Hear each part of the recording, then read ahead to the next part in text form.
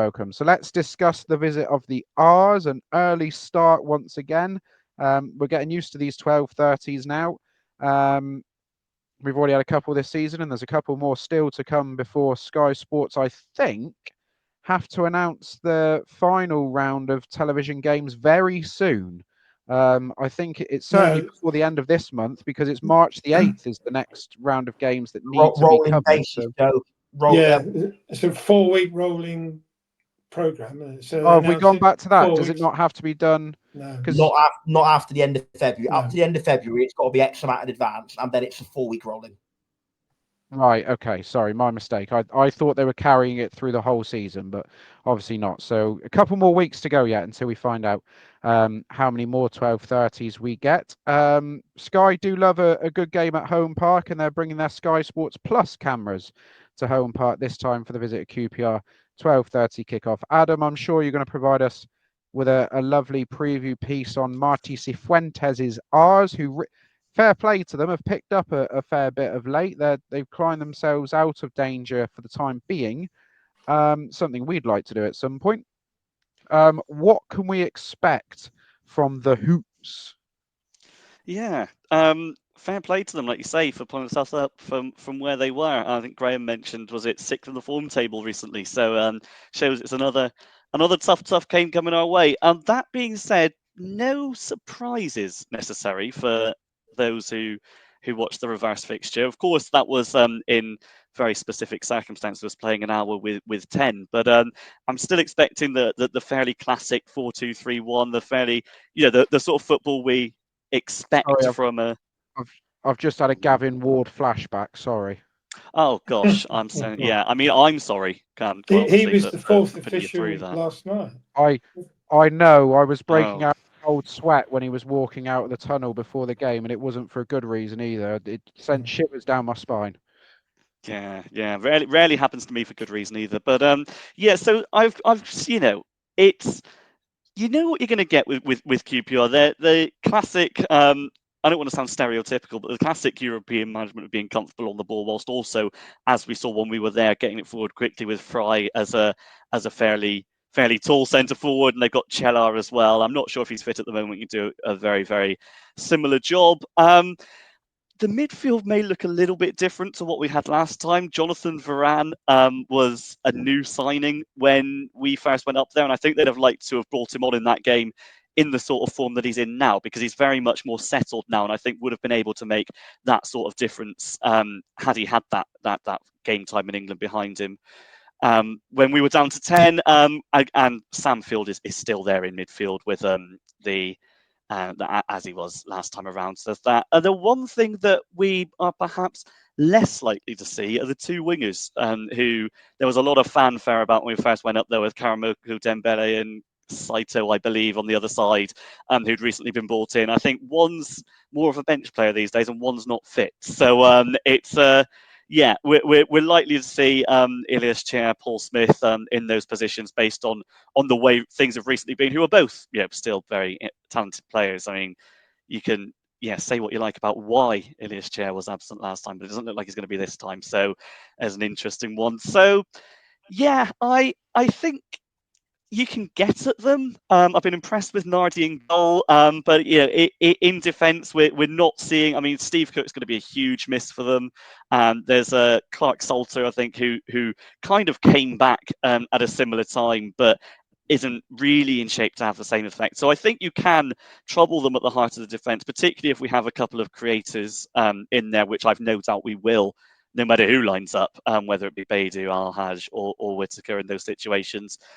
That gives me confidence. I'm just not confident we'll keep them out the other way. I would imagine, I say this quite a lot with Plymouth Argyle at home. It's not a guarantee this time around, but I suggest that both teams to score is a little bit more likely than not. I'm expecting, entertainment in inverted commas, depending on the sort of playing styles we see. But I think both teams will favour going forward to defending. At least that's where their strengths lie. So, yeah.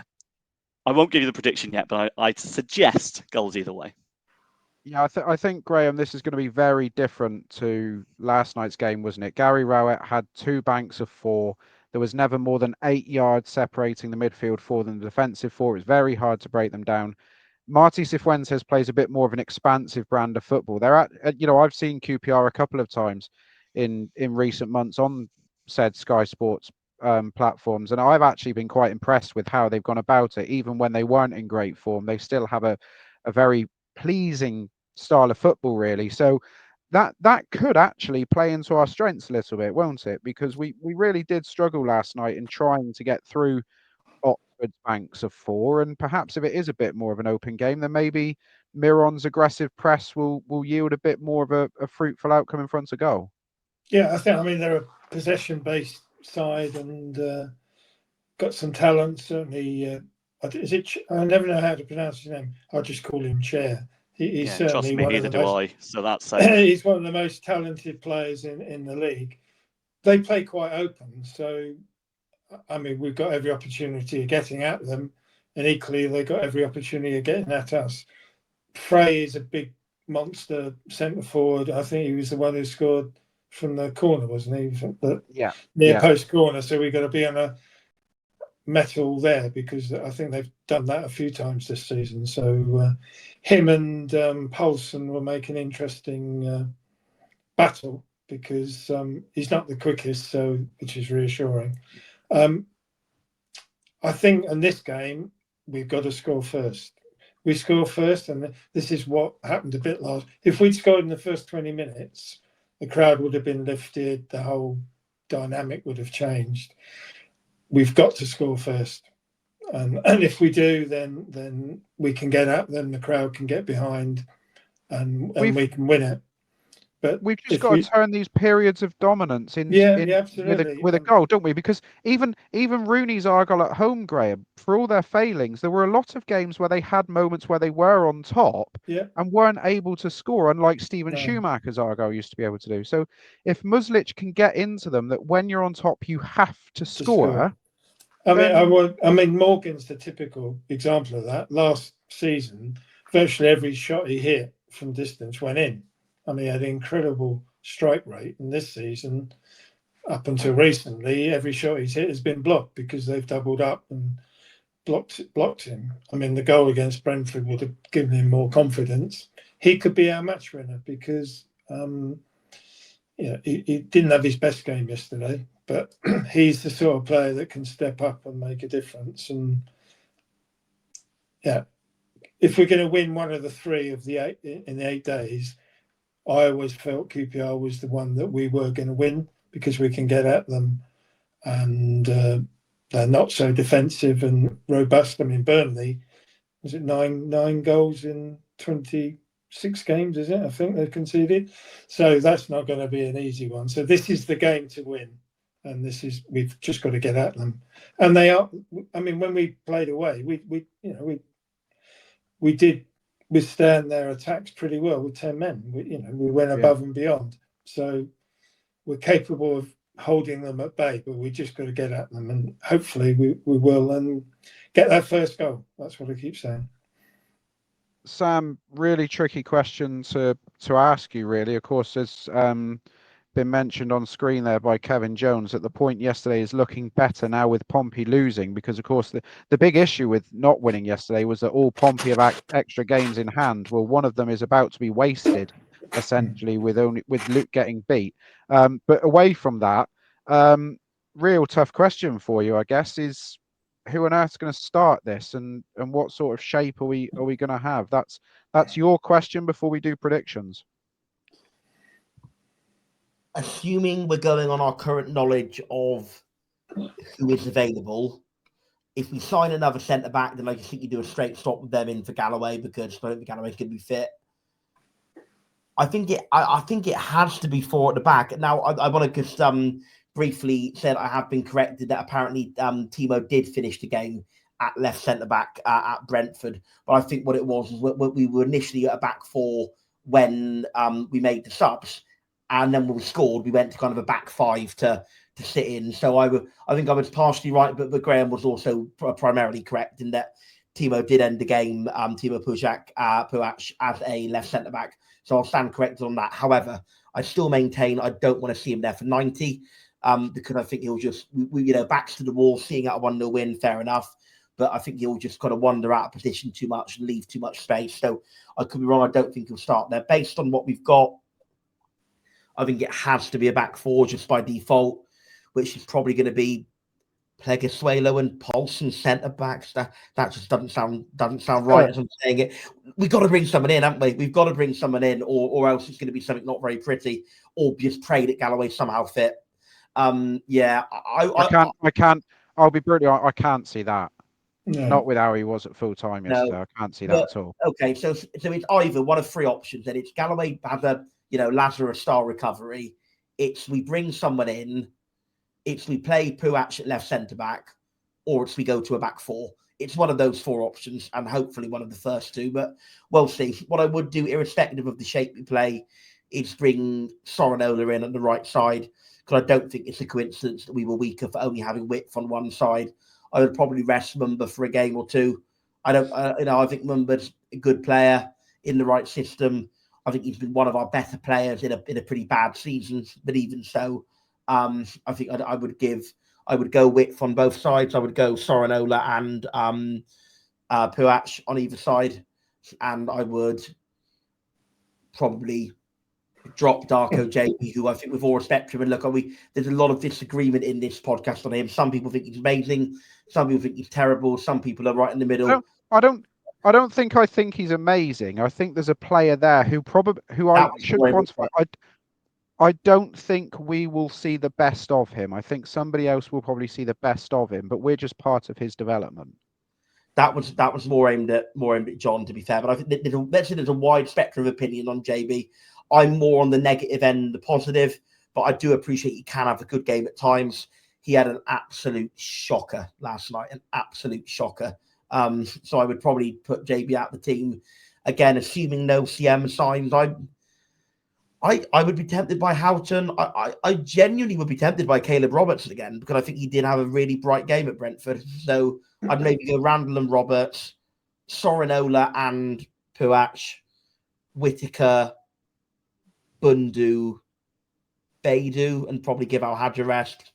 So Whittaker, Bundu, Beidou, or maybe give Beidou a rest, one of the two.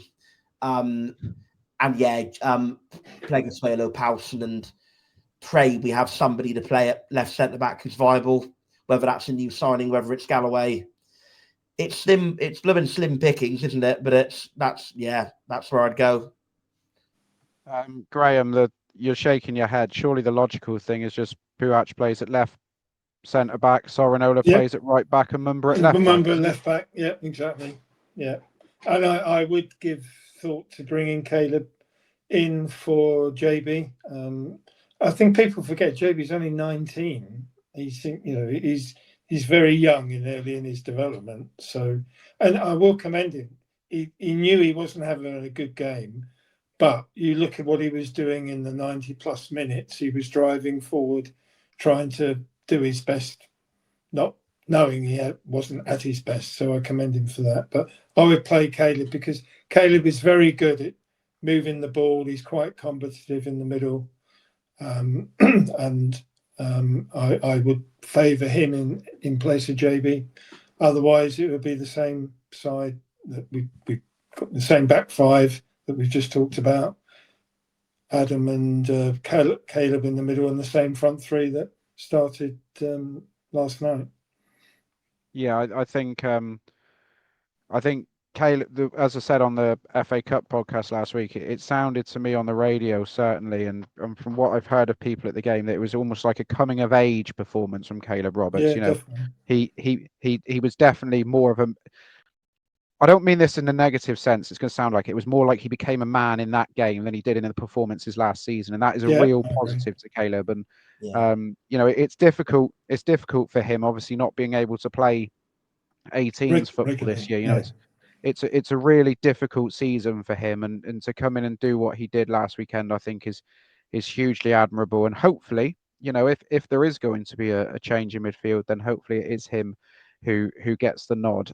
Let's go around the group. I was actually, whilst Adam and Sam were talking, I was just taking a look at the predictions challenge. It's been a good week so far for me and John. full house of points so far this week with 1-1 draws last night. So let's go around the group, see if you can remember what you've predicted in the challenge or if it's going to change coming into tomorrow night's game. Graham, start with you. What's your score prediction? I think this is the game of the three we're going to win 2-1. Yeah, that's exactly what you've said in the predictions challenge. Adam? It was, yeah. I do think it's goals at each end. I'm going to, based on the absentees, I'm going to take the slightly negative view of it. It'll be 2-1 the other way, but I hope I'm wrong. Boo. Sam Downey. Very quickly, but very, very quickly, Graham has just about won the over to the Pooh Hatch left centre-back idea, but if and only if we get no one else in, and if and only if Galloway doesn't pass the fitness test, fine, I'll go with it. But I'm still sticking with Bunder in the front three, because I think he adds a bit more directness. We are becoming the draw specialist of the league, certainly at home park. So I think we're going to add another one, 2-2. 2-2. Interesting. I too have gone with a 2-1 home win on Saturday afternoon. I did see there's a really weird TikTok account that's going around that does this robot ball challenge that predicts the scores, and it had it 1-1 until the 93rd minute when QPR would go 2-1 up, and then immediately a ball went into the back of the net with Argyle's badge on it to make it 2-2. So I'm not sure I quite want a 93rd minute goal for QPR and then a 94th minute equaliser, but as we know from home park, half the ground would have left by then anyway. So there's also a very weird TikTok that does edits of me from Pie Faces vlogs with me talking about random football games and editing and clipping up certain bits of it with music to the back of it, which if these people who are watching Argyle live, I am scared and impressed. You are a TikTok sensation, Sam Down. That is for sure. And there'll be more Pie Corner, Sam's Corner on Pie Faces YouTube channel coming up in future away games, I'm sure, probably at Sunderland next weekend. That is pretty much all there is to talk about tonight. To be honest, we've been going for 95 minutes, which is probably just about what Darren Bond will play on Saturday afternoon at home park, I would imagine. No relation to James, I understand. But that's it. Do join us again on Sunday night. We will be back with another Motley Crew to discuss the QPR victory. In the meantime, if you have joined halfway through tonight's episode and you do need to catch up, you can catch it on YouTube, X, all the various platforms. It will be audioed up. So you'll be able to listen to it on Spotify and all the usual platforms. The QPR preview, that will be separate. So if you just wanted to watch that, if you didn't want to hear us ramble about everything else, that will be separate and up towards the weekend. But all that's left for me to say is thank you, Graham. Thank you, Adam. Thank you, Sam. Have a very good rest of the week, folks. We will see you all again on Saturday or Sunday evening. We'll see most of you at the ground at Saturday lunchtime. Until then, keep it green. And hey, look, good things come to those who wait. Second win in as many games is on its way around the corner, surely. Night all. Good night.